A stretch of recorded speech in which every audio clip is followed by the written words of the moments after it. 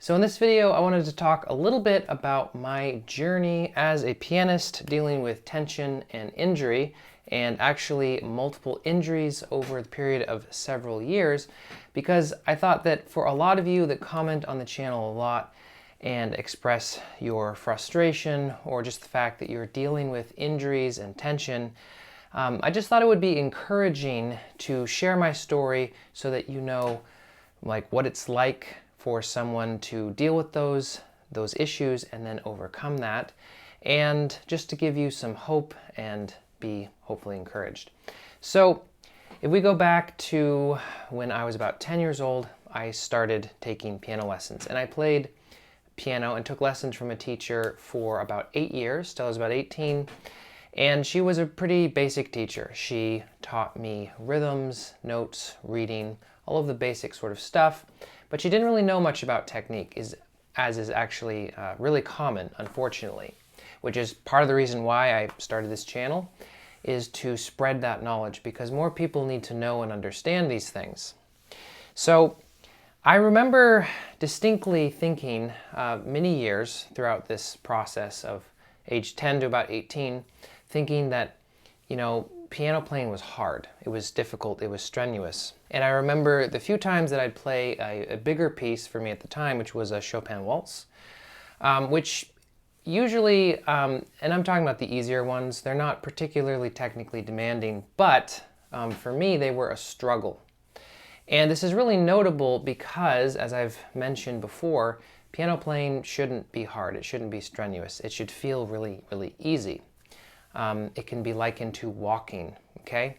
If it's really strenuous and hard to walk, then something's wrong. And playing the piano is the same way. Of course, some pieces of music are more technically challenging if we're playing fast, but overall, it should be easy. And that was something that I'd heard people say as I got older, but I didn't get it. It didn't make sense to me. And I thought that they were just saying that. And I thought that was something that I needed to say. So when I was about 18, I started teaching piano, and it was a really interesting process because I very quickly realized that there were a lot of my students who struggled a lot. Just their hand on the keyboard, everything was really tense and angular. But because I hadn't been taught how to deal with those kinds of things, I didn't know how to help them. But one thing that sort of stuck out to me is I had some students that it wasn't tense and angular. It looked really free and natural. And because of that, they could actually play at a much higher level than my other students, even though they'd been playing the same amount of time. And this is really notable and important because some people, they naturally can form that nice, knuckle arch so things function easier. And other people, it just collapses like so. And because I didn't even know what this concept of having a strong knuckle arch was, I couldn't possibly teach my students that. I remember at one point talking to my teacher, at the time my childhood teacher, and she said that, well, one semester in college there was one visiting professor who taught me some really important, helpful things about tension and things like that, and was really, really helpful. But ultimately it was, one semester in college. And when you're talking about 25 years of playing the piano, that's a drop in the bucket, and it's really not going to help you. So at this point, now I'm approaching the age of 20, and I've had about 10 years of bad piano playing habits built in.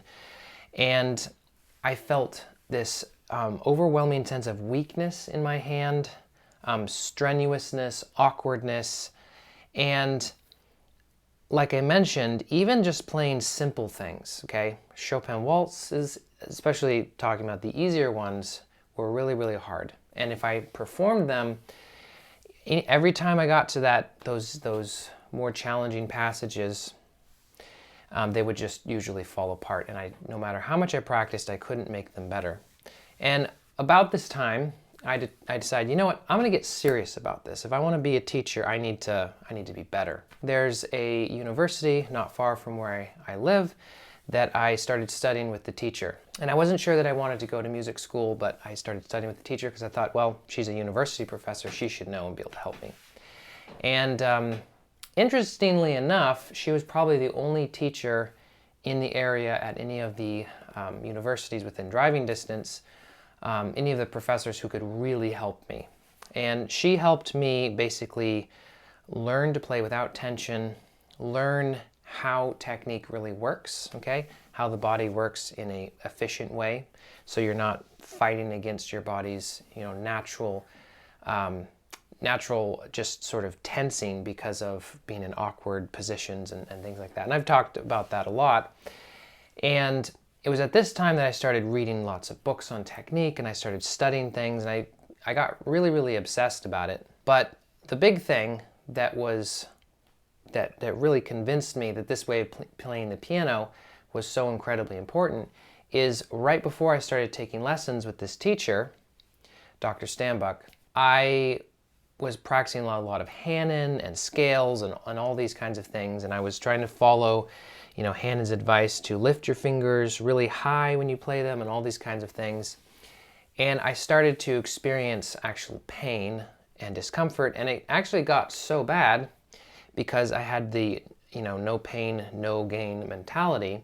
It got so bad that eventually, after a few months, I couldn't play for more than about 2 minutes without getting excruciating pain in my arms. And this was one of the reasons why I determined that I needed help, okay? So it especially convinced me through the process of studying with this new teacher that I really needed help, because not only did she help me overcome those issues of tension, but also issues of injury, okay? So fast forward a few years, and now I'm playing, well, not even a few years, I guess, maybe a year and a half, and I'm playing, Moszkowski etudes, I'm playing Chopin etudes, Beethoven sonatas, and not just I'm playing them, but I'm playing them really well. And I'm performing. I'm sort of starting to understand that idea of playing the piano should be easy. And I have to be careful how I say that, because sometimes people will be like, well, yeah, I used to think that playing Twinkle, Twinkle, Little Star was hard, but now that I'm sort of moved past that, now it's easy. That's not what I mean. I mean just how it physically feels when you play it, okay? There's a sense of it just feels, it feels really easy, and it's not difficult. Even playing really complex music, it shouldn't feel strenuous and hard like that. And at this point, a year and a half, 2 years have gone by. Now I'm really interested in learning about other sort of approaches to technique. And so I go to several Golansky Institute symposiums where they teach the Taubman approach. And so I learn about this, taking lessons with Taubman teachers. And at this time, I'm really interested in this concept of the way my teacher taught me. She sort of was taught, Dr. Stambuk, she was taught in the Russian approach. And then basically, when she became a university professor, she had to sort of learn and figure out how to help her students who had problems, because, she said to me, I never had problems. Everything's just sort of worked well from a young age. And so she had to sort of figure that out. So she said that she slowed her playing down, and she analyzed what it was that she was doing that worked well. And as she started discovering these things, then she started reading and sort of realized, well, actually, when I play a scale, I am actually using some rotation. And what is my elbow actually doing, right? And what's interesting is I compared that to what I learned from these Taubman teachers. And they, of course, have a different approach to teaching rotation and some of these ideas. But what I noticed, which was really interesting, is I remember playing for Mary Moran, one of the senior faculty members at the Golansky Institute. And I remember she said, well, everything looks really good.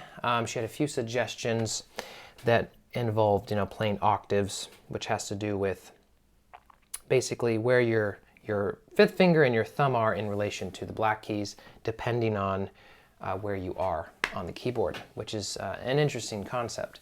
But other than that, it was like, everything looks great.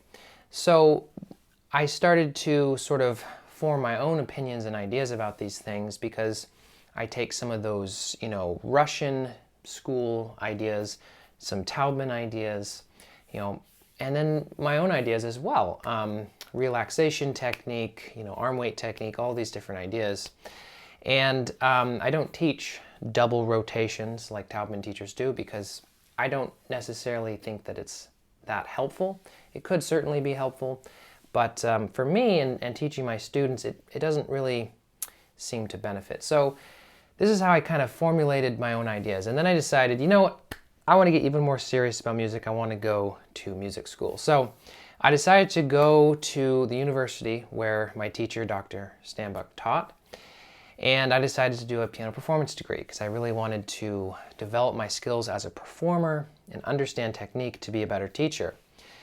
Well, over the course of a couple years being at the university, basically I started developing more injuries, which made it basically impossible to play the piano. Now, you're probably thinking, wait a second, I thought you know how to avoid injuries. What's this? Well, it didn't really have so much to do with playing the piano as sitting in class, hunched over my desk, neck protruding forwards like so, or studying on my laptop like so, and I developed really, really bad neck, shoulder, upper back problems. And because I was spending so much time sitting in that position, sort of forming those bad habits, then when I would sit at the keyboard, I would sort of do that. And when you're at university studying music, you don't really have so much time to think. When your teacher's like, you need to practice 4 hours a day, and I'm working, teaching, and I got married, I had a baby, all this kind of stuff, I just had to get in the time. And so through that process, I developed really bad upper back, neck, shoulder injuries. And then, of course, I had to get better, right? See a massage therapist, work out some of those just really tense and tight muscles, and then relearn how to sit at the piano correctly, which is really disheartening because, it's like, okay, I thought I'm better, and now I'm having problems again. And what's really interesting about that is that you wouldn't think that just what you do with your neck would affect even your arms, but it's really true. So I remember reading about this, a number of years ago about how if you sit in sort of a slouched position, like this, it's actually harder for your arms to move, and you'll develop sort of some tension in your arms and through here. Well, I definitely experienced that. It really is true. And so what I think was beneficial about this, almost a decade-long experience since I really started understanding and learning about these things, is that it really, really is important. I get comments on the channel or emails from people all the time that express these issues they're having and trying to fix these problems. And what that says to me is that there's a need for this knowledge to be out there. And sometimes I would get really discouraged in the past and think, gosh, where would I be today if my teacher, that I studied with from about 10 years old to 18, what if she understood and knew about these things? Think about how much better I could be. I wouldn't have had to deal with those injuries and those problems. And that's really my goal and my mission for this channel, for making these videos, ultimately. It's not to go viral and get millions of views and make all that sweet YouTube money so much as really just teaching people and getting that information out there, okay? Because largely, I also get those comments on the channel that just say, oh, you're full of it, you don't know what you're talking about. Or comments that say, you're just trying to make, content that's going to get lots of clicks. Well, what's the point in making a video if no one's going to click on it, first of all? So that's something to think about. But the other idea is that, actually, no. I'm trying to think, what is the most helpful to people, and how can I produce that content in a way that people actually want to watch? Because I realize this video is a little bit different. I'm sitting here having a conversation with you, the viewer, and there's going to be plenty of people who aren't really going to watch through the whole video. But my hope is that the people who are really interested in solving these problems, in getting to a place where they don't have to think about this anymore. They can just play the piano. As Dorothy Taubman said many, many years ago, she said, how can you play the piano? You know, music is art. It is an art form. How can you play the piano if you're having to endure something? How can you interpret music if you're having to endure tension and pain and all these problems? And that's something that I've experienced firsthand. So I truly hope that this can be something that is encouraging and uplifting to someone, even if ultimately very few people click on this video. I want to be an encouragement to those of you who do and watch, and hopefully you take from this that there's hope. Nothing is impossible, even if it seems impossible. So I hope that this was encouraging, informative, and most of all, can give you hope. Thank you so much for watching, and I'll see you next time.